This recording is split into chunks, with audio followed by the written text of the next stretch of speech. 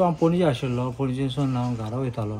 म्हाका मेसेज पावली म्हज्या चेड्याची की सांगपाक की हिंगा पेडे स्पोर्ट्स कॉम्प्लेक्सा 1 वीक जालो लायट ना म्हणून.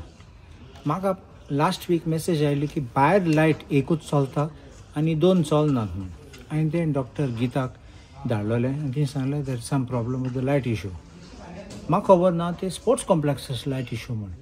भुरगीं येतात, भुरगे काडकान हें करतात, प्रॅक्टीस करतात आनी आमी पळयलें आतां वेट लिफ्टींग पासून आहा तें काडकान चालू आहा.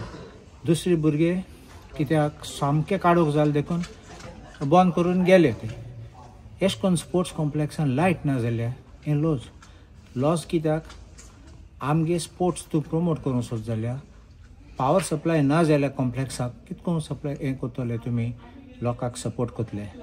सेकंड हांवें आयकलां की पासून बाथरुमाक उदक येना आनी बाथरुमाची गरज उदक येवपाक.